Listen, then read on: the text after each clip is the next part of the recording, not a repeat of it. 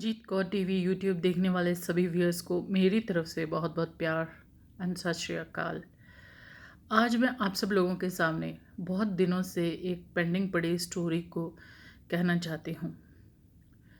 ये स्टोरी हमारे समाज के वो पार्ट को दर्शाएगी जिनके पास सब कुछ होता है पर परिवार को देने के लिए टाइम नहीं होता, जो सब कुछ पैसे को समझ लेते हैं।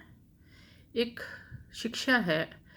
तो मैं ऐसे बहुत सारे लोगों को जानती हूँ जो सिर्फ काम करते हैं, पैसे कमाते हैं, पर परिवार के साथ टाइम बिताने के लिए उनके पास बिल्कुल टाइम नहीं होता और उनका परिवार ऐसे ही भटकता रहता है, क्योंकि जब आप जिस चीज़ पे टाइम लगाते हैं वही चीज़ पे ग्रोथ करते हैं, बाकी चीज़ें अधूरी और वहीं की वहीं रह जाती हैं। तो एक पिता था जो कि बहुत ही अमीर था और उसके पास न जाने कितनी संपत्ति थी। उसका एक बेटा था और वो भी दूसरे देश में बहुत ही अच्छी पोजीशन पे काम करता था और बहुत ही कम चांस होते थे कि वो पिता और बेटा आपस में मिलते हों, क्योंकि जब पिता जवान था तो वो सिर्फ काम करता था और वो अपनी पत्नी को भी समय नहीं दे पाया और पत्नी का निधन हो जाता है। और जब उस पिता का आखिरी समय आया तो उसने अपने बेटे को बुलाया, तो बेटा आके उसके पास खड़ा होता है और अपने बेटे से वो कहता है कि बेटा, मेरे ये मोजे हैं, सॉक्स हैं, अगर मुझे कुछ हो जाए तो मेरी ये आखिरी ख्वाहिश है, क्योंकि मैंने इन्हें बहुत पहना है, ये मुझे बहुत प्रिय हैं, तो ये मोजे मैं अपने साथ ले जाना चाहता हूँ। और इस बात का ख्याल रखना कि जो कुछ तुम बाकी करोगे, पर मुझे चिता पे रखने से पहले मेरे पैरों में ये मोजे होने ज़रूरी हैं। बेटे ने जवाब दिया कि ठीक है पिताजी, मैं ऐसे ही करूँगा, आप चिंता ना करें।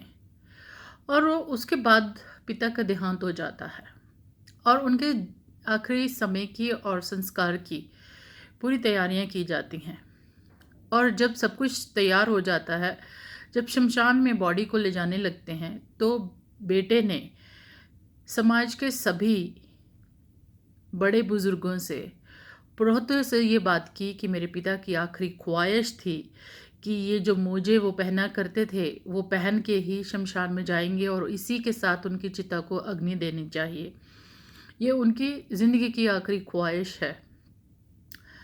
बहुत सोच समझ के, बहुत विचार करके सब बड़े बुजुर्गों ने, पंडितों ने, सभी ने इस बात से इनकार कर दिया कि कफन के अलावा, वो भी अधूरा सिला हुआ कफन होता है, उसके अलावा बॉडी के साथ कुछ भी जाने का प्रावधान नहीं है।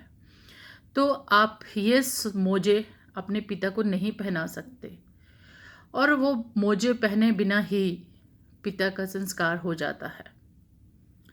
और जब संस्कार होने के बाद घर की सफाइयाँ और सब कुछ ख़त्म हो जाता है, बेटा अपने पिता के रूम में जाता है और उस रूम में टेबल के पास एक लेटर पड़ा होता है जो उसके पिता ने बेटे के लिए लिखा होता है कि बेटा, तू देख, मैंने सारी ज़िंदगी मेहनत करके बहुत पैसा कमाया और मैंने जो कमाया मेरे साथ कुछ भी नहीं जा रहा, जहाँ तक कि मेरे प्रिय मोजे भी मेरे साथ नहीं जा सकते, जिनकी कोई ज़रूरत ही नहीं होती। तो ज़िंदगी में सब कुछ करना, पर वो सब कुछ करने के साथ साथ वो ज़रूर करना जो तुम्हारे साथ जाए, क्योंकि जो तुम इकट्ठा करोगे, फटे हुए मोजे भी तुम्हारे साथ नहीं जा सकते, ये दुनिया वाले वो भी अलाउड नहीं करेंगे।